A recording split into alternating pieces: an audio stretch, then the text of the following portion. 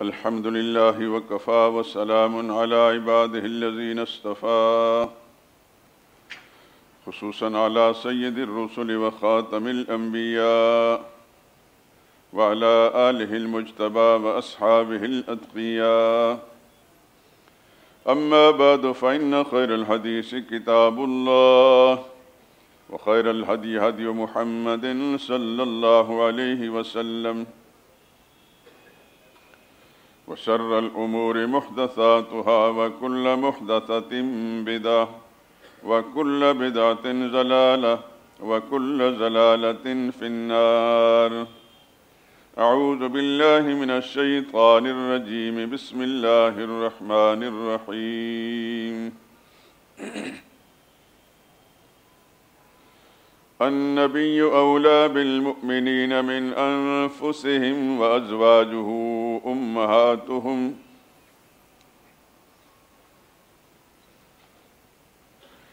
پیغمبر مومنوں پر ان کی جانوں سے بھی زیادہ حق رکھتے ہیں اور پیغمبر کی بیویاں ان مومنوں کی مائیں ہیں. سبحان ربک رب العزت عما یصفون وسلام علی المرسلین والحمد للہ رب العالمین. پریشان ہو گئی جب غزوہ خیبر کی صف بندی، پریشان ہو گئی جب غزوہ خیبر کی صف بندی، مسلمان آ گئے غالب بتوفیق خدا بندی.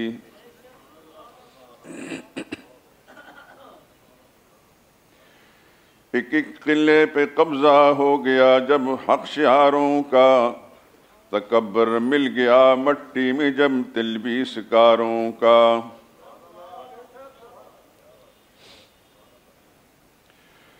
بمقدار گرا اموال حق کوشوں کے ہاتھ آئے، بمقدار گرا اموال حق کوشوں کے ہاتھ آئے، کئی قیدی بھی ازراہ غنیمت جن کے ساتھ آئے.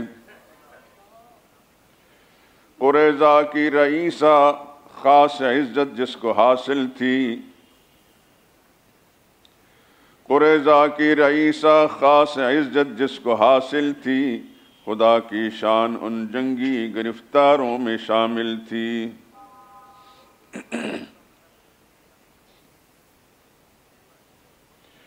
رسول اللہ نے چاہا کہ اس خاتون قیدی کو کنیزی میں عطا کر دیں کسی غازی صحابی کو.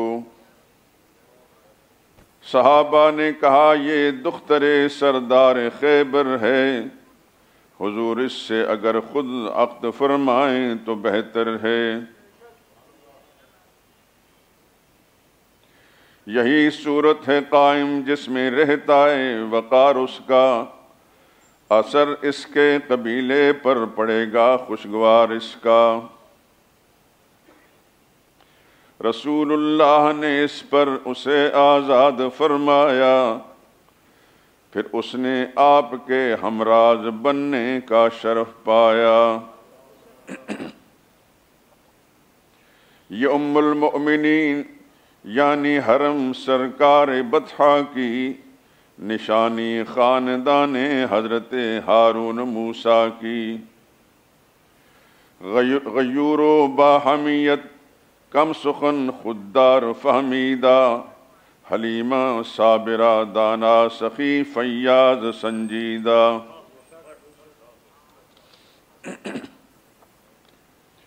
وہ جس نے دل کو حب ما سوا سے کر دیا خالی، رسول دو جہانے جس پر رحمت کی ابا ڈالی. جسے توقیر عظمت کی سند بخشی ہے قرآن، سمجھ کر فرض عزت کی جس کی اہل ایمان. جسے توقیر عظمت کی سند بخشی ہے قرآن، سمجھ کر فرض عزت کی ہے جس کی اہل ایمان. وہ اہل بیت جس پر ناز فرماتی ہے معصومی، وہ جس کی شان میں کثر ادب جنت سے محرومی، محبت والہانہ تھی رسول پاک سے جس کو، سلام آتے تھے اکثر ہدیتاً افلاک سے جس کو، سلام اس پر در جنت کھلا ہے جس کی تربت میں، سلام اس پر در جنت کھلا ہے جس کی تربت میں، رہے گی جو ابد تک سایہ دامان رحمت میں۔ درود پاک پڑھ لیں۔ اللہم صلی علی محمد وعلی آل محمد کما صلیت علی ابراہیم وعلی آل ابراہیم انک حمید مجید۔ اللہم بارک علی محمد وعلی آل محمد کما بارکت علی ابراہیم وعلی آل ابراہیم انک حمید مجید۔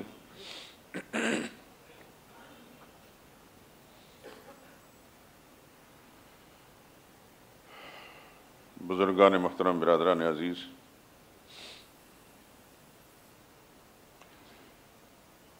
پچھلے کچھ ہفتوں سے ہم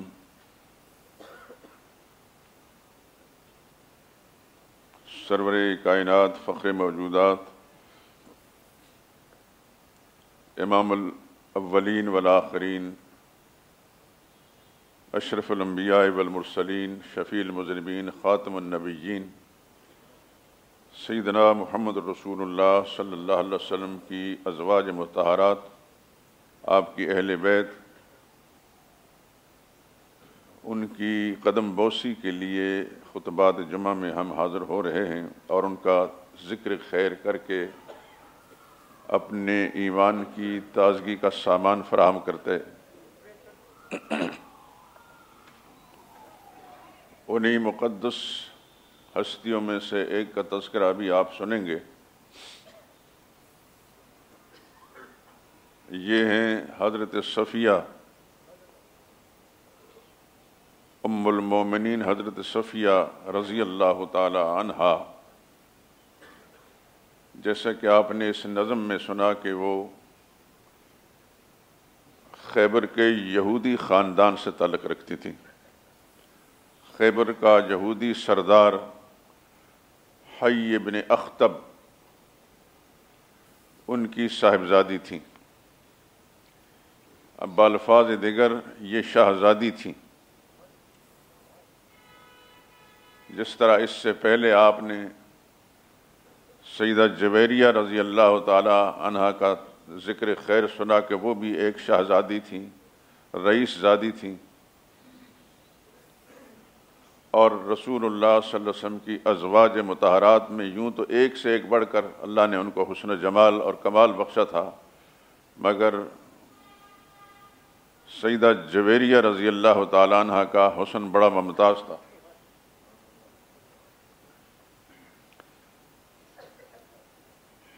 اسی طرح خیبر کے یہودی سردار حی ابن اخطب جو بعد میں قتل ہو گئے،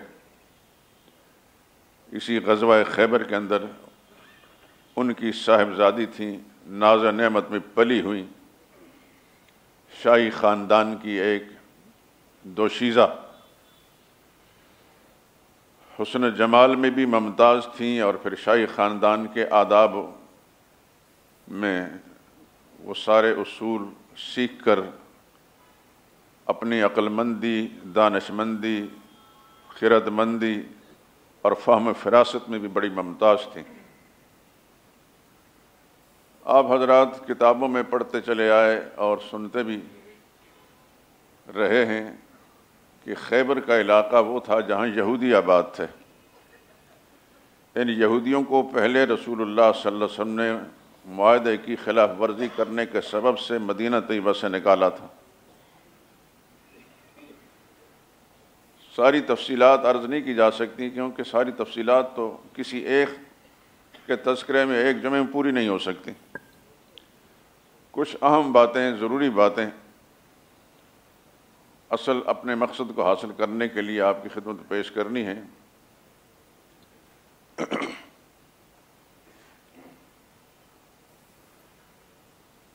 خیبر کا علاقہ یہودیوں کا گڑھ تھا، اور یہ ذہن نشین فرما لیجئے کہ آج دنیا یہود سب سے زیادہ کینہ اور بغض، دشمنی اور بیر مسلمانوں کے ساتھ جو رکھتے ہیں، اصل میں ان کو وہ بغض ہے، اصل بغض وہ ہے ان کو، وہ نہیں بھولے۔ اس لیے اللہ نے اپنی کتاب مقدس میں فرمایا لَتَجِدَنَّ أَشَدَّ النَّاسِ عَدَاوَةً لِلَّذِينَ آمَنُوا الْيَهُودَ۔ اے مسلمانوں غور سے سنو، توجہ کرو، دشمنی میں سب سے زیادہ تم مسلمانوں کے یہودیوں کو دیکھو گے۔ وَالَّذِينَ أَشْرَكُوا دوسرے نمبر پر مشرک ہیں۔ آپ کا پڑوسی ہندوستان کا ہندو بنیا مشرک ہے، لیکن اس کا بغض اور اس کی عداوت یہود کے مقابلے میں کم ہے۔ جس اللہ نے یہودیوں کو پیدا کیا، جس اللہ نے مسلمانوں کو پیدا کیا، اسی اللہ نے اطلاع دی ہے کہ سب سے بڑا دشمن مسلمان کا یہودی ہے۔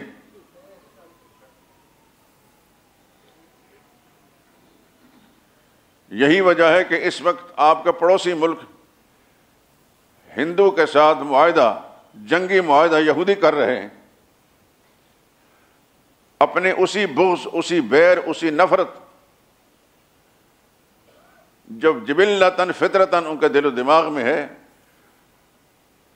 اس کو بروئے کار لانے یا اس کا نتیجہ حاصل کرنے کے لیے اپنے جیسے ایک بدترین دشمن اسلام، مشرک بت پرست ہندو کے ساتھ معاہدہ کر رہے ہیں پاکستان کے خلاف۔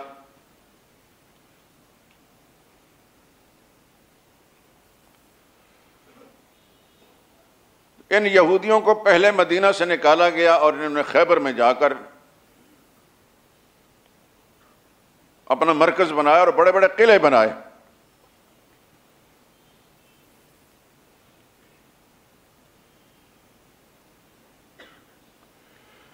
غزوہ احزاب میں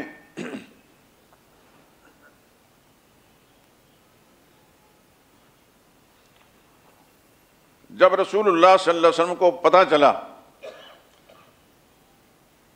کہ مشرکین مکہ نے جو چڑھائی کی ہے، بہت ساری قوموں کو اور قبیلوں کو ملا کر ان میں مسلمانوں کے ساتھ صلح کا معاہدہ کرنے والے جو یہودی ہیں، انہوں نے غداری کی ہے اور ان مشرکین کا تعاون کیا ہے۔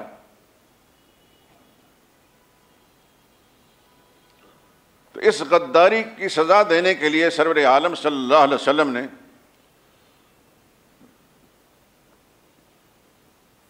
پھر ان پر چڑھائی کی۔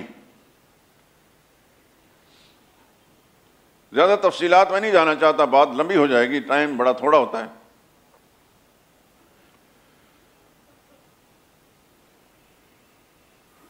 جب رسول اللہ صلی اللہ علیہ وسلم نے خیبر کے علاقے میں لشکر کشی فرمائی تو یہودی اپنے قلعوں کے اندر قلعہ بند ہو گئے۔ پھر ایک ایک کر کے مسلمانوں نے ان قلعوں کو فتح کیا۔ کم و بیش 9 قلعے تھے، ان میں سے ایک قلعہ حضرت علی کے ہاتھ پر فتح ہوا تھا، باقی قلعے دیگر صحابہ اکرام نے فتح کیے تھے۔ اور فاتح خیبر محمد رسول اللہ صلی اللہ علیہ وسلم، جو کمانڈر ان چیف ہوتے ہیں کسی فوج کے، وہ فتح کا سہرا انہی کے نام پر ہوتا ہے۔ لیکن ہماری جہالت، ہماری بے خبری اور دشمن کی عیاری اور مکاری سے فاتح خیبر حضرت علی کو کہا جاتا ہے۔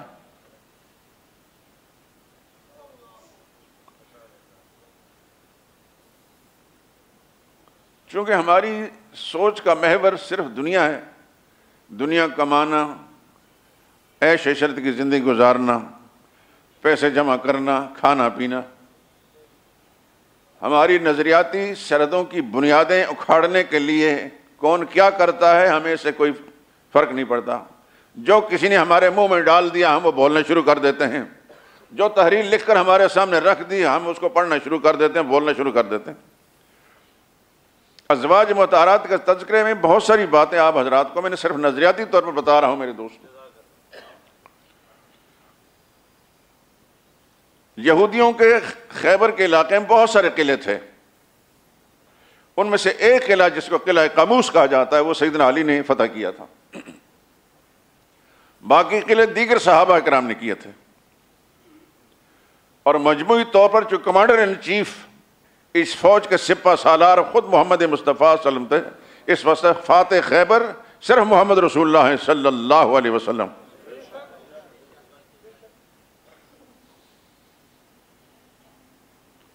ہمارا جو صحافیوں کا طبقہ ہے، پرنٹ میڈیا والا، وہ بھی جاہل قسم لوگ ہوتے ہیں، جیسے کسی نے اڑائی بس انہوں نے لکھنا شروع کر دیا۔ اور ہماری مسجدوں کے جو بے خبر امام ہیں اور بزام خیش خطیب بنے ہوتے ہیں، کتاب کی شکل نہیں دیکھی ہوتی، سنی سنائی باتوں کو وہ بھی بے پر کے اڑا دیتے ہیں۔ لوگ بھی کہتے ہیں بالکل ٹھیک کہا جا رہا ہے، یہ جو کچھ میں کہہ رہا ہوں آپ حضرات اس پہ غور فرمائیے، اگر اس میں شک نظر آئے تو پھر تحقیق کرنے کی کوشش فرمائیں۔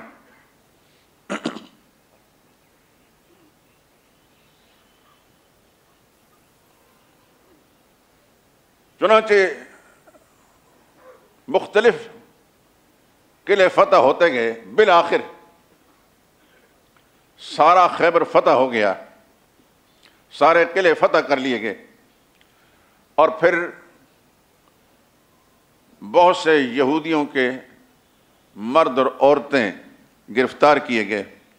ان گرفتار شدہ لوگوں میں سردار خیبر جو وہاں ان کا لیڈر تھا سب سے بڑا، حی ابن اخطب، اور بدترین دشمن اسلام تھا، ان کی بیٹی سیدہ صفیہ رضی اللہ تعالی عنہ، یہ بھی مسلمانوں کے قبضے میں آ گئیں۔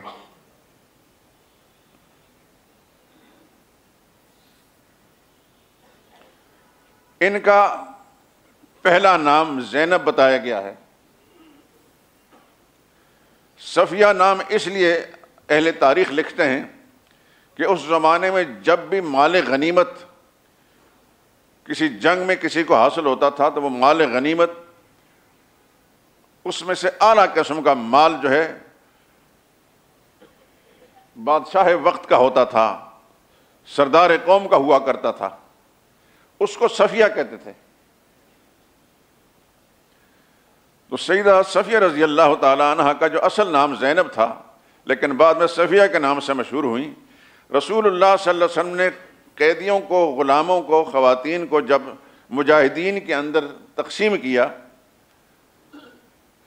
تو حضرت صفیہ ایک صحابی، مشہور صحابی حضرت دہیہ کلبی، ان کے حصے میں آئیں۔ تو بعض صحابہ اکرام نے یہ سارا منظر دیکھ کر رسول اللہ کی خدمت عرض کیا، یا رسول اللہ، وہ خیبر کا سردار کی بیٹی ہیں اور ویسا ہی ان کا رتبہ اور مقام ہے، آپ سردار کی بیٹی کو اپنے لیے منتخب فرمائیں، دیگر بہت ساری کنیزیں جو آئی ہیں وہ ان کے حوالے کر دیں۔ رسول اللہ صلی اللہ علیہ وسلم نے حضرت دہیہ کلبی کو بھی اور سیدہ صفیہ کو بھی بلایا۔ اللہ کے پاک پیغمبر نے ایک نظر ڈالی ان پر صلی اللہ علیہ وسلم، تو حضور صلی اللہ علیہ وسلم صحابہ اکرام کی فراست کو سمجھ گئے۔ وہ فراست یہ تھی کہ اب اگر سردار کی بیٹی کسی ایک صحابی کو، ایک عام صحابی کو دے دی گئی تو اس میں تو حضرت ابوبکر صدیق بھی ہیں، حضرت فاروق اعظم بھی، حضرت عثمان بھی، بڑے بڑے صحابہ ہیں، پھر ان کا دل میں احساس ہوگا۔ اس واسطے برابر قسم کی کنیزیں جو ہیں ان کو تقسیم کیجئے صحابہ کی، جو سب سے رتبے والی ہیں وہ رسول اللہ صلی اللہ علیہ وسلم اپنی ذات کے لیے خاص کر دیں۔ یہ صحابہ کی سوچ تھی۔ اس سے آپ اندازہ کر سکتے ہیں کہ صحابہ کی محبت حضور کی ذات کے ساتھ کتنی تھی۔ کوئی ایک موقع ایسا نہیں ہوتا پوری زندگی میں کہ انہوں نے اپنی عشق و محبت کا اور خلوص کا کمال درجے کا مظاہرہ نہ کیا ہو۔ اس لیے آسمان والا جو ان کے دلوں کے اندر جھانک کر دیکھ رہا تھا، اللہ نے فرمایا رضی اللہ عنہم ورضوا عنہم، اللہ نے فرمایا اولئک کتب فی قلوبہم الایمان، یہ وہ لوگ ہیں اللہ نے اپنے تقدیر کے قلم سے ان کے دلوں میں ایمان لکھا ہے، اور اللہ کا لکھے ہوئے کو اللہ ہی مٹا سکتے ہیں، کوئی اور مٹا نہیں سکتا۔ اللہ فرماتا اولئک الذین امتحن اللہ قلوبہم للتقوی، دنیا والے لوگوں کا امتحان لیتے ہیں تو ان کا دماغ کا، ان کی عقل کا، ان کے سمجھ کا امتحان لیتے ہیں، اللہ نے ان کے دلوں کا امتحان لیا ہے۔ صحابہ وہ لوگ ہیں جن کے اللہ نے دلوں کا امتحان لیا اور اندر سے تقوی نکلا۔ اللہ نے فرمایا اولئک ہم الراشدون، یہ سب کے سب ہدایت یافتہ ہیں۔ اللہ نے فرمایا اولئک ہم المتقون، یہ سب تقوی والے ہیں۔ اولئک ہم المفلحون، یہ فلاح پانے والے ہیں۔ اولئک حزب اللہ، یہ اللہ کی جماعت ہے، یہ اللہ کی فوج ہے۔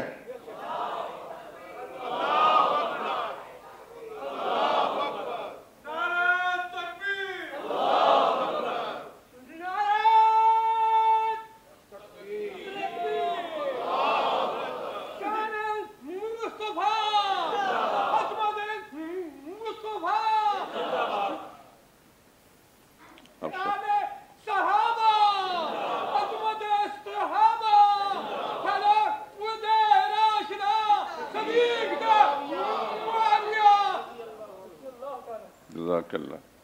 اب صاحب آپ اتنا زور نہ لگایا کریں، اللہ آپ کو جزائے خیر دے اور اللہ آپ کے جذبے قبول فرمائے۔ آپ کی بڑی ضرورت ہے ہمیں مخلصین کے، الحمدللہ سارے ہی ہمارے دوست مخلص بیٹھے ہیں، اللہ سب کو جزائے خیر عطا فرمائے۔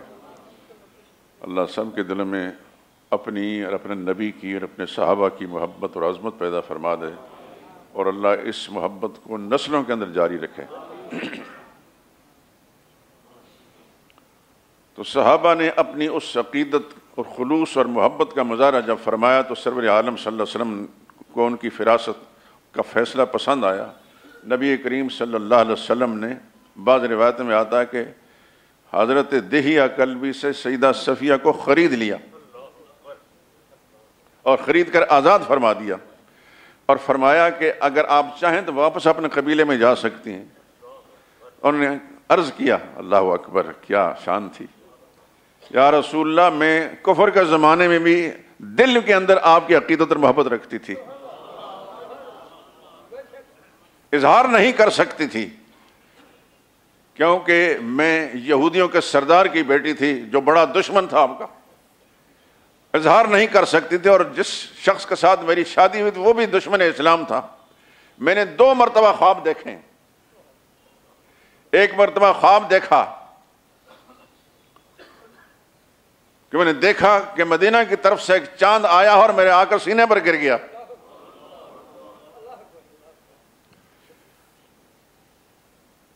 تو میرے والد نے مجھے ملامت کیا، تو بڑے بڑے شہزادوں کے خواب دیکھ رہی ہے۔ دوبارہ جب میرا نکاح ہوا اور میں دلہن کا لباس کے اندر تھی، پھر میں نے دیکھا کہ ایک سورج آ کر میرے سینے پر گرا، تو میرے شوہر نے جب میرا خواب دیکھا تو ایک زور سے تھپڑ مارا میرے منہ پر۔ اس تھپڑ کے اثرات اب بھی میری آنکھ پر ہیں۔ حضور نے پوچھا کہ تمہاری آنکھ میں نشان کیسا ہے؟ انہوں نے ساری صورتحال بتانا۔ اللہ کی طرف سے یہ انتخاب آ گیا تھا۔ یاد رکھیے حضور صلی اللہ علیہ وسلم کی جتنی ازواج مطہرات ہیں، اس بات کو سارے دوست ذہن نشین فرما لیں، یہ کوئی اتفاقی بات نہیں، اللہ کا انتخابی فیصلہ تھا، اللہ نے انتخاب فرمایا تھا۔ ایک حدیث کا مضمون سنانا چاہتا ہوں۔ حضور نے فرمایا کہ اللہ تعالیٰ نے فیصلہ فرمایا کہ میں اپنی بیٹیاں بھی جنتیوں کو دوں، اور اللہ کا یہ فیصلہ ہے کہ میں اپنے نکاح میں جنتی عورتیں لاؤں۔ یہ اللہ کا تکوینی نظام تھا، یہ اتفاقی بات نہیں تھی۔ یہی وجہ ہے کہ یہودیوں کے سردار، خیبر کا جو سردار ہے حی بن اخطب، جو بہت بڑا دشمن اسلام ہے، اس کی بیٹی اپنے باپ کے گھر میں رہتے ہوئے اللہ کی طرف سے ان کا انتخاب آیا، وہ خواب دیکھ رہی ہے۔ اس خواب میں رسول اللہ صلی اللہ علیہ وسلم کا کوئی تذکرہ نہیں تھا، صرف چاند اور سورج کے خواب تھے، لیکن وہ لوگ بڑے سمجھدار تھے، انہوں نے دیکھ لیا کہ یہ ایسا لگتا ہے کہ مدینہ کا جو سردار ہے یعنی محمد مصطفیٰ صلی اللہ علیہ وسلم جو چاند اور سورج سب سے زیادہ افضل ہے ان کو خواب دیکھ رہی ہیں، اور اللہ نے اس مقام میں پہنچا بھی دیا۔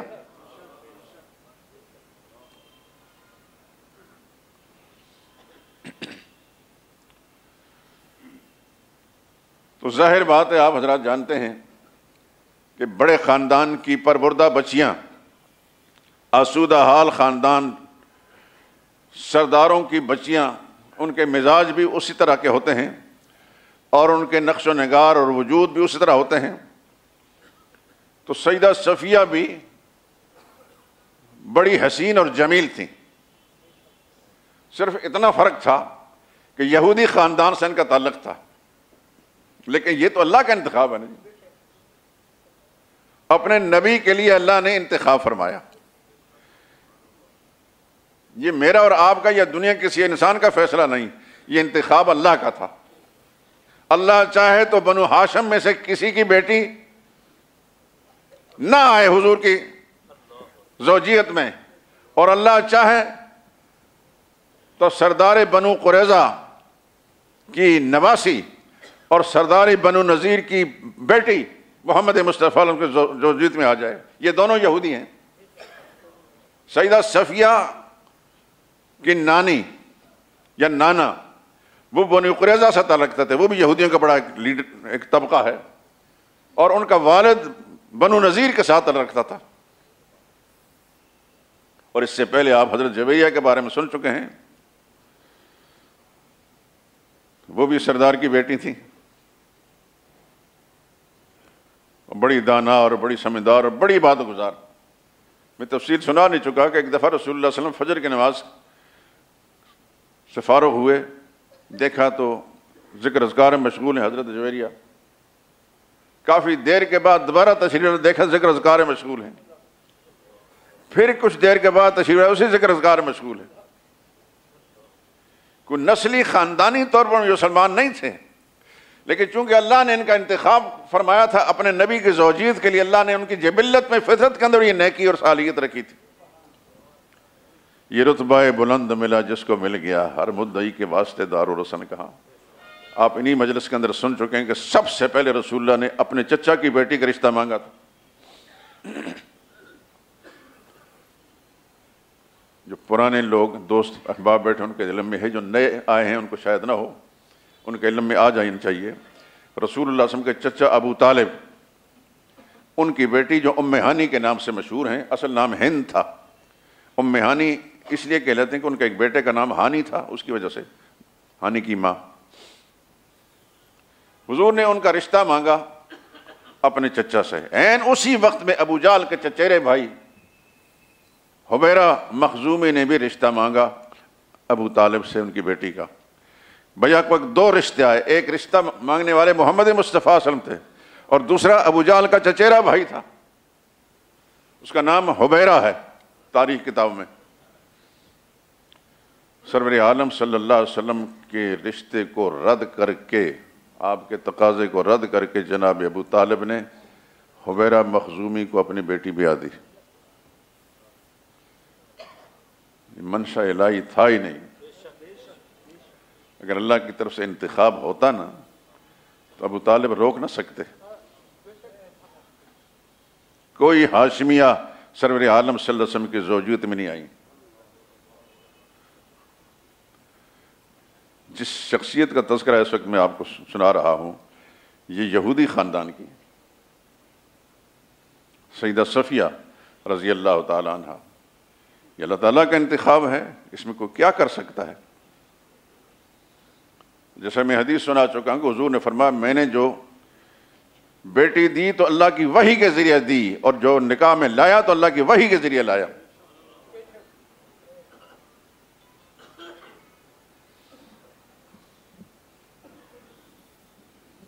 ایک دفعہ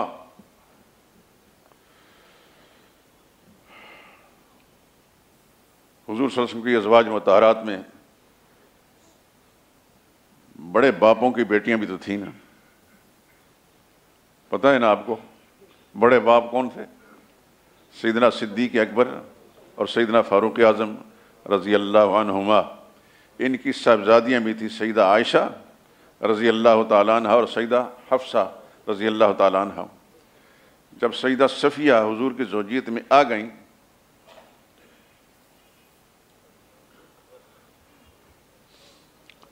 تو حضرت حفصہ نے ان کی شکایت کی حضرت صفیہ نے کہ وہ مجھے چھیڑتی ہیں اور کہتی ہیں کہ ہم رسول اللہ صلی اللہ علیہ وسلم کے ساتھ قریبی رشتے میں ہیں اور آپ تو یہودی خاندان کی ہیں۔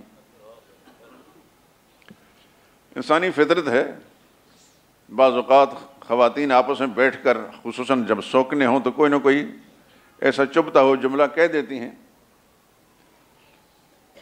تو وہ پریشان ہو گئیں اور آنکھوں میں آنسو آ گئے۔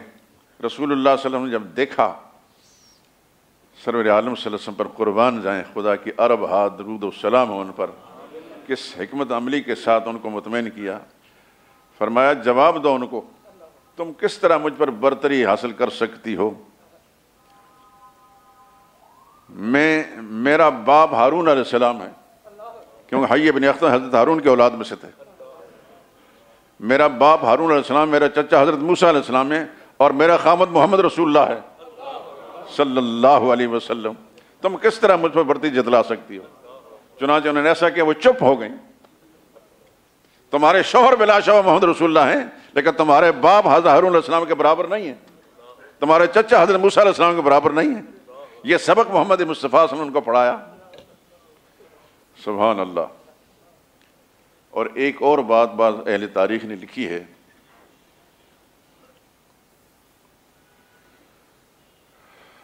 کہ ایک دفعہ ایک سفر میں حضرت صفیہ کا اونٹ کچھ کمزور تھا یا کوئی خرابی پیدا ہو گئی تو پیچھے رہ گیا۔ ایک دوسری زوجہ مطہرہ حضرت زینب بنت جہش، جن کا تذکرہ پچھلے دن میں آپ حضرات سن چکے ہیں، یہ رسول اللہ کی پھوپھیزاد بھی تھیں، ان کے پاس ایک فالتو اونٹ تھا، تو حضور نے ان کو اشارہ کیا کہ وہ اونٹ صفیہ کو دے دیں۔ انہوں نے کچھ پس و پیش کیا، اس پس و پیش کرنے پر رسول اللہ صلی اللہ علیہ وسلم کو اس قدر رنج ہوا، پورے 2 مہینے تک رسول اللہ صلی اللہ علیہ وسلم کے پاس نہیں گیا۔ یہ بھی حضور صلی اللہ علیہ وسلم کی طرف سے دل جوئی تھی حضرت صفیہ کی۔ کیا ہوا جو یہودی خاندان کی ہیں؟ انتخاب تو اللہ کا ہے اور اللہ نے اپنے نبی کی زوجیت کے لیے کیا ہے، یہ تو اللہ کا انتخاب ہے۔ چاہیں تو بنو ہاشم میں سے محروم کر دیں ان کو، چاہیں تو یہودی خاندانوں ان کو رسول اللہ کی زوجیت میں پہنچا دیں۔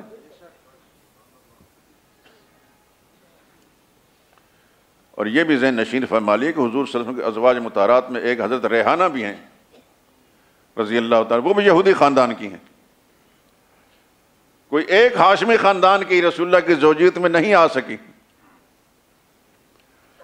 جیسا کہ اب میں اب ذکر کیا کہ حضور نے جب رشتہ مانگا، جناب ابو طالب نے انکار کر دیا، تو حضور کو اس پر رنج پہنچا۔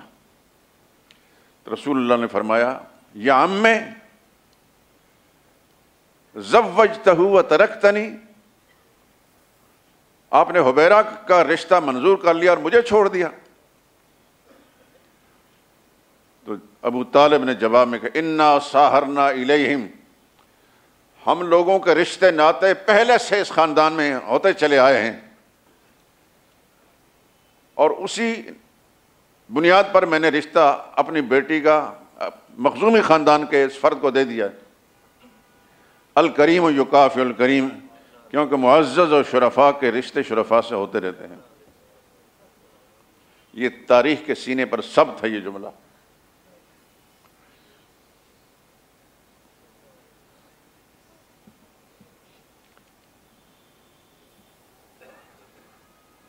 میرا رب جو چاہے کرتا ہے۔ شاید جناب ابو طالب کو یہ پتہ نہیں تھا کہ جس ہیرے کو میں نظر انداز کر رہا ہوں، آئیں چل کر میرے خاندان کا نام بھی اس کے وجود کی وجہ سے ہوگا، ورنہ مجھے کون جانتا ہے؟ اگر محمد مصطفیٰ صلی اللہ علیہ وسلم اس خاندان میں نہ ہوتے، کون جانتا؟ دنیا میں کتنے ہی قبیلے گزر چکے ہیں۔ آج دنیا میں بنو ہاشم کا جو اعزاز و اکرام ہے، ہاشمیوں کو جو عزت ہے دنیا بھر میں، وہ محمد مصطفیٰ صلی اللہ علیہ وسلم کی نسبت سے ہے، ورنہ تو سب آدم علیہ السلام کے اولاد۔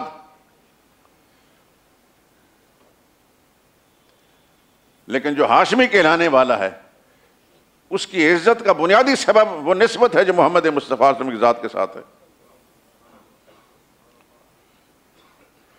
لیکن یہ خود قدرت کے فیصلے ہیں کہ کسی ہاشمی کی بیٹی رسول اللہ کی زوجیت میں نہ آ سکی.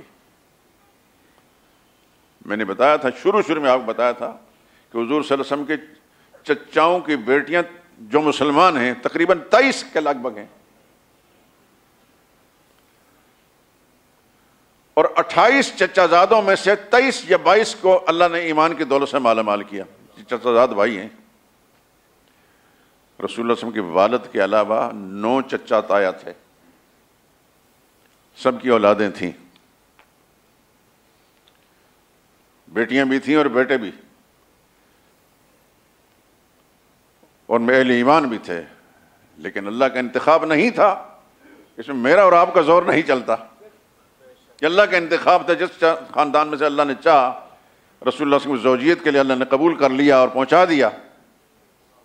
شاید اس میں اللہ کے ہاں حکمت یہ بھی ہو کہ جس خاندان کی کوئی خاتون رسول اللہ صلی اللہ علیہ وسلم کی زوجیت میں آئی ہیں اس خاندان کی دشمنی اور عداوت جو ہے کمزور پڑ گئی.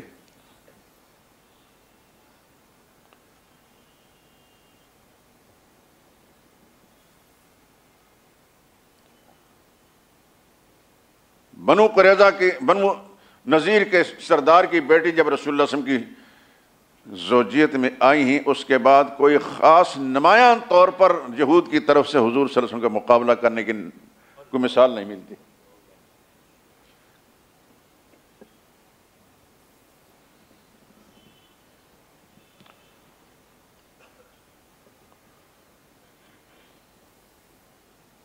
حضرت جویریہ رضی اللہ تعالی عنہ جب حضور صلی اللہ علیہ وسلم کی زوجیت میں آئی ہیں تو ان کے ساتھ ان کے خاندان کے تقریباً 100 گھرانے کے لوگ، 100 خاندان گرفتار ہو کر آئے تھے.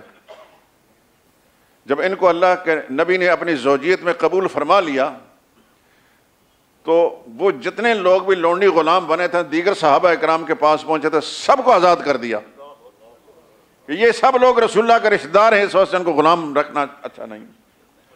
عائشہ صدیقہ فرماتی ہیں کہ میں نے کوئی عورت اتنی بابرکت اپنے خاندان کے لیے جویریہ سے بڑھ کر نہیں دیکھی.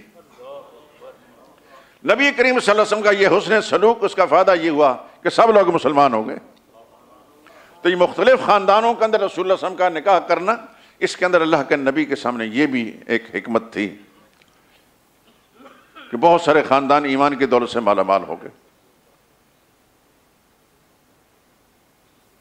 یہ یاد رکھیے. اب میری اس گفتگو کی طرف ذرا خصوصی توجہ فرمائیں. نبی کریم صلی اللہ علیہ وسلم کی بھرپور جوانی، جب 25 سال کی عمر میں آپ نے نکاح فرمایا، وہ ایک بیوہ کے ساتھ نکاح کیا. عرب دنیا کی چنی ہوئی حسینہ اور جمیلہ نہیں تلاش کی، ایک ایسی بیوہ کے ساتھ جو کردار کی بہت اعلیٰ تھیں، اخلاق میں بھی بہت اعلیٰ تھیں، لیکن تھیں بیوہ، اور 2 جگہوں میں ان کا نکاح اس سے پہلے ہو چکے تھے، اور 5 بچے ساتھ لے کر آئی تھیں. سیدہ خدیجہ رضی اللہ تعالی عنہ، ایک شوہر سے 4 بیٹے تھے اور ایک شوہر سے 1 بیٹی تھی. پورے 25 سال رسول اللہ سے ان کے ساتھ گزارے اور نکاح نہیں کیا. حضور صلی اللہ علیہ وسلم کی عمر مبارک 50 برس تک پہنچ چکی ہے. سیدہ خدیجہ رضی اللہ تعالیٰ اکیلی بیوی ہیں. آپ جانتے ہیں کہ 50 برس کی عمر کو پہنچنے کے بعد جوانی کے وہ جوش نہیں رہتے ہر انسان میں. یہ الگ بات ہے کہ نبی کا مقام ممتاز ہے اپنے کردار کے اعتبار سے بھی، اپنے اوصاف کے اعتبار سے بھی، لیکن ایک فطرت انسانی کے تقاضے کے مطابق حضور صلی اللہ علیہ وسلم نے ایک سے ایک کنواری لڑکیاں نے تلاش کی. 50 برس یا 52 برس کے بعد سیدہ عائشہ صدیقہ رضی اللہ تعالیٰ نے حضور کی زوجیت میں وہ کنواری ہیں، اور عین اسی وقت ان سے ذرا پہلے 54 یا 55 برس کی بوڑھی خاتون حضرت سودہ رضی اللہ تعالیٰ نے حضور کی زوجیت میں آئی. آپ کیا سمجھتے ہیں کہ نبی کریم صلی اللہ علیہ وسلم بہت سارے جو نکاح کر رہے ہیں جنسی تسکین کے لیے کر رہے ہیں؟ نبی کریم صلی اللہ علیہ وسلم کی جو فراست تھی، جو آپ کا نقطہ نظر تھا، مختلف خاندانوں کا رشتہ جوڑنے کا اصل مقصد یہ تھا کہ ان خاندانوں کا دین پھیل جائے، اور ایسا ہی ہوا. 54 سال کو حضور صلی اللہ علیہ وسلم تقریباً پہنچ چکے ہیں. اس کے بعد 63 سال حضور صلی اللہ علیہ وسلم ٹوٹل عمر ہے. کتنے سال بنتے ہیں 54 کے بعد؟ 9 سال. 9 سال کی عمر کے اندر، اس عرصے کے اندر رسول اللہ صلی اللہ علیہ وسلم کی 10 ازواج مطہرات آئی ہیں. اس 9 سال کے عرصے میں ان میں حضرت صفیہ بھی ہیں.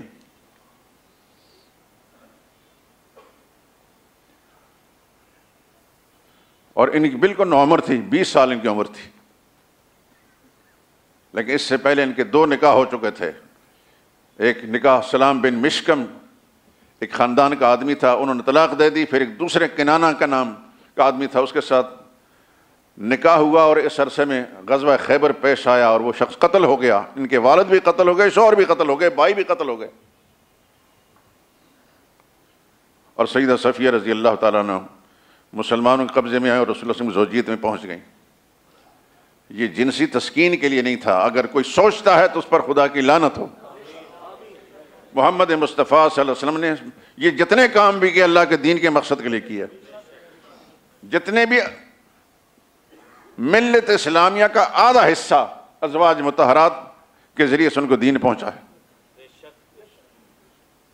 مسلمان خواتین دنیا بھر کے اندر ان کے جو مخصوص مسائل ہیں وہ رسول اللہ صلی اللہ علیہ وسلم کی ذات سے براہ راست نہیں، ازواج مطہرات کے ذریعے سے پہنچے ہیں. اگر حضور صلی اللہ علیہ وسلم کی زوجیت میں یہ خواتین نہ ہوتی تو امت کا آدھا حصہ دین سے محروم رہتا. اصل رسول اللہ صلی اللہ علیہ وسلم کے پیش نظر دین تھا، جنسی تسکین نہیں تھی. اور بات یہ ہے کہ آپ مغربی دنیا کے بہت سارے دانشوروں کی کتابیں پڑھیں، ان کتابوں کے اندر بھی یہ بات لکھی گئی کہ مسلمانوں کا پیغمبر عظیم تقوی والا اور دیانت والا انسان تھا. جادو وہ جو سر چڑھ کر بولے. ہر دیانتدار غیر مسلم نے بھی اس بات کا اعتراف کیا ہے کہ محمد مصطفیٰ صلی اللہ علیہ وسلم کی جو بہت زیادہ نکاح ہے ان نکاحوں کے اندر کوئی بھی جنسی ضروریات نہیں تھی. نبی کریم صلی اللہ علیہ وسلم کے 7 بچے تھے 2 ازواج سے. پہلی زوجہ مطہرہ حضرت خدیجہ رضی اللہ تعالیٰ عنہ سے 6 بچے، 2 بیٹے اور 4 بیٹیاں. اور ایک مصر کا بادشاہ، انہوں نے ایک حسین و جمیل نوجوان لڑکی حضرت ماریہ قبطیہ رضی اللہ تعالیٰ عنہ اور رسول اللہ صلی اللہ علیہ وسلم کی خدمت میں بھیجی. تحفۃً ان کو رسول اللہ صلی اللہ علیہ وسلم نے اپنی زوجیت میں لے لیا. ان سے حضور صلی اللہ علیہ وسلم کے ایک فرزند حضرت ابراہیم پیدا ہوئے. اس طرح حضور صلی اللہ علیہ وسلم کے 7 بچے تھے، 3 بیٹے اور 4 بیٹیاں. باقی کسی زوجہ مطہرہ سے کوئی اولاد نہیں ہوئی. نہ ہی رسول اللہ صلی اللہ علیہ وسلم کا یہ مقصد تھا. اور منشا الہی دیکھیے، 4 بیٹیاں زندہ رہیں، جوان ہوئیں. 3 بیٹوں میں سے کوئی بھی جوانی کا موقع نہیں پہنچ سکا، بالکل بچپن میں فوت ہوئے. اس میں اللہ کی کوئی حکمت ہوگی، ہمارے سوچنے پر اللہ نے کوئی بات نہیں رکھی. نبی کریم صلی اللہ علیہ وسلم کی نسبی اولاد، نسبی بیٹے تو زندہ نہ رہے، لیکن روحانی اولاد قیامت تک دنیا میں پھیلتی رہے گی. ہر مسلمان رسول اللہ صلی اللہ علیہ وسلم کا روحانی بیٹا ہے. یہ جو قرآن کی آیت میں نے شروع میں پڑھی ہے، سورہ احزاب کی آیت نمبر 6، اس میں ایک قرات یہ ہے ازواجہ امہاتہم، نبی کی بیویاں مسلمانوں کی مائیں ہیں. اور ایک قرات اس میں وَهُوَ أَبٌ لَهُمْ، اور خود نبی مسلمانوں کے باپ ہیں. اور اس میں کیا شک ہے؟ ابو داؤد شریف کی ایک روایت ہے کتاب الطہارت میں، انما انا لکم بمنزلۃ الوالد. صحابہ کو مخاطب کر کے فرمایا میں تمہارے لیے والد کی طرح ہوں. جس طرح والد اپنی اولاد کو ہر بات سکھاتا ہے، چھوٹے سے بچے کو سب کچھ سکھاتا ہے کہ تم نے اس طرح طہارت حاصل کرنی ہے، اس طرح تم نے زندگی گزارنی ہے، اس طرح پاکیزگی اختیار کرنی ہے، اس طرح رسول اللہ صلی اللہ علیہ وسلم نے سب کچھ سکھایا. ایک غزوے میں صحابہ اکرام اکثر غزوات میں رہتے تھے. وہی غزوات جب ختم ہو چکے ہیں، قسم اللہ کی میں جس وقت یہ اس کا دل میں خیال آتا ہے تو مجھے آگ لگ جاتی ہے. مسلمانوں میں جہاد ہوتا تو کشمیر کے مسلمانوں کے ساتھ یہ سلوک ہوتا. اللہ اکبر. ہماری بدقسمتی یکے بعد دیگرے ایسے آئی کہ ہمیں آگے پیچھے امریکی غلام حکمران ملتے رہے. قدر مشترک سب میں یہ کہ جہاد کا سب دشمن رہے. یہ بالفاظ دیگر یہ کہ مسلمانوں کے زوال کے حامی تھے کہ مسلمان یوں ہی مارے کھاتے رہیں. مسلمان ذلیل و خوار ہیں اور آج دنیا بھر میں ذلیل و خوار ہیں. برما کے مسلمانوں کے ساتھ کیا ہو رہا ہے؟ چائنا میں مسلمانوں کے ساتھ ایک لفظ بھی پاکستانی حکمران نے ان کی حمایت میں نہیں نکالا. آپ نے نیٹ پر دیکھا ہوگا ننگا کر کے کپڑے اتار کر مار رہے ہیں چینی درندے. اور کشمیر میں جو کچھ ہو رہا ہے، جتنا کچھ آپ کو پتہ چل رہا ہے، وہ اس کا عشر عشیر بھی نہیں جو کچھ ان کے ساتھ ہو رہا ہے. فلسطین کے اندر کیا ہو رہا ہے، شام میں کیا ہو رہا ہے. مسلمان اسی لیے پیدا ہوا کہ یہ ماری کھاتا رہے. نبی کے زمانے میں مسلمان مار نہیں کھاتا تھا. اتنی تعداد نہیں تھی دنیا میں مسلمان کی، اتنی قوت نہیں تھی، اتنا اسلحہ نہیں تھا، اتنی فوج نہیں تھی. مسلمان بڑھتے چلے گئے. یہودی آج جو جس بغض نفرت سے لبریز ہے، ان کے بڑوں کو تو رسول اللہ نے قلعہ بند ہونے کے باوجود بھی وہاں سے تباہ و برباد کر کے نکال دیا. رسول اللہ کے پاس کوئی ایٹمی فوج نہیں تھی، البتہ ایٹمی قوت سے زیادہ ایمانی جذبے سے سرشار مسلمان تھے. پھر صحابہ نے جدر رخ کیا، کوئی ماں کا لال راستہ نہیں روک سکا، اس لیے کہ وہ جذبہ جہاد سے سرشار تھے. مسلمان جہاد کے لیے سفر کرتے تھے، سمندری سفر بھی ہوتا تھا. ایک دفعہ کی صحابی نے پوچھا، یا رسول اللہ، سمندری سفر میں کشتیوں پر جب ہم ہوتے ہیں تو وہاں ہمیں طہارت کی ضرورت ہوتی ہے، تو سمندری پانی کے بارے میں ہمارے ذہن میں شک ہے، کیونکہ ہر گندی چیزیں بھی، مردار چیزیں بھی اس میں سمندروں کے اندر پھینکی جاتی ہیں. پتہ نہیں وہ پانی پاک ہوتا ہے کہ نہیں. یہ بات پوچھی. اللہ کے نبی نے فرمایا، ہو طہور ماؤہ، سمندر کا پانی پاک ہے. دنیا بھر کی غلاظتیں بھی ڈالی جائیں وہ اس کو ناپاک نہیں کر سکتی. لیکن ایک اور بات حضور نے فرمائی جو صحابہ نے نہیں پوچھی تھی. فرمایا وَالْحِلُّ مَيْتَتُهُ، تمہیں کھانے کی بھی ضرورت پڑے گی. تو اگر تمہیں غذائی ضرورت پڑے تو پھر اس کی مچھلی بھی، اس کا وہ بھی میتا بھی تمہارے لیے حلال ہے. یہ پیغمبر کی وہ شان ہے جو بمنزلہ والد کے ہے. باپ اپنی اولاد کی ہر مصلحت کو سامنے رکھتا ہے. بعض اوقات بچوں کو اپنی مصلحتوں کا پتہ نہیں ہوتا، باپ کو پتہ ہوتا ہے، وہ بتاتا ہے تم نے یہ بھی کرنا اور یہ بھی کرنا ہے. اور اس میں کیا شک ہے؟ جب اللہ نے فرما دیا ازواج امہاتہم، مہر لگا دی، نبی کی بیوی مسلمانوں کی مائیں ہیں، تو ماں کا جو شوہر ہوتا ہے وہ کیا ہوتا ہے؟ باپ ہی ہوتا ہے.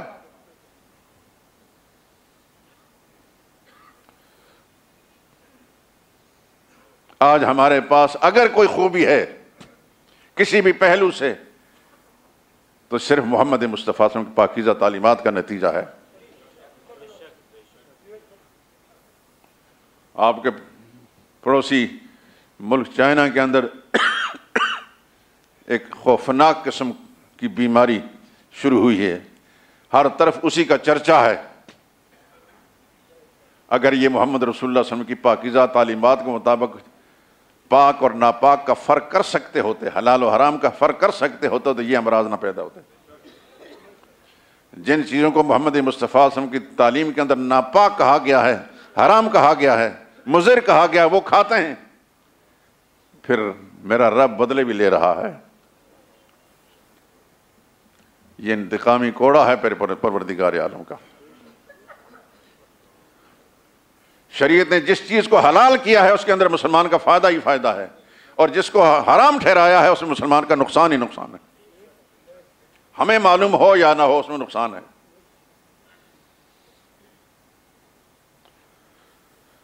بات یہ عرض کر رہا تھا کہ سیدہ صفیہ رضی اللہ تعالیٰ عنہ یہودی خاندان کی تھیں اور سرور عالم صلی اللہ علیہ وسلم کی زوجیت میں آئیں. عائشہ صدیقہ رضی اللہ تعالیٰ عنہ نے، ان کا قد ذرا چھوٹا تھا سیدہ صفیہ کا، تو ایک دفعہ اشارے میں، زبان سے کچھ نہیں کہا، اشارے میں جس طرح ہم کسی کو اس طرح کہہ دیتے ہیں. اللہ کے نبی کو یہ بات اس قدر ناپسند ہوئی کہ حضور نے فرمایا کہ عائشہ تمہارا یہ جملہ جو ہے اگر سمندر میں پھینک دیا جائے تو سمندر بھی کڑوا ہو جائے. سیدہ عائشہ روتی رہیں اور اللہ سے معافی مانگتی رہیں اور سیدہ صفیہ سے بھی معافی مانگی. بعض اوقات انسان کو پتہ نہیں چلتا. اس سے ایک سبق مجھے اور آپ کو یہ مل گیا کہ کسی آدمی کی جسمانی خلقت جو بھی ہے جیسی بھی ہے اس پر اعتراض نہ کرو. میرا رب اگر آپ کو حسین و جمیل بنا سکتا ہے اور اس کو حسن و جمال نہیں ہے یا اس کا قد چھوٹا ہے یا وہ بھینگا ہے یا وہ نابینا ہے یا وہ ٹھکنا ہے یا وہ لنگڑا چلتا ہے تو اس کو لنگڑا کہہ کر اس کو الزام مت دو. یہ جملے اللہ اور اس کے رسول کو بڑے سخت ناپسند ہیں اور ہمارے نامہ اعمال میں درج کیے جائیں گے. جو انسان جیسا بھی ہے رب کی تخلیق ہے. کسی بھی خلقی کمزوری کی بنا پر اس کو تانا مت دیں. کوئی چھوٹے قد والے کو ٹھکنا نہ کہیں, جو یک چشم ہے تو اس کو کانا نہ کہیں, جو بھینگا ہے تو اس کو بھینگا نہ کہیں. یہ اللہ کی تخلیق ہے.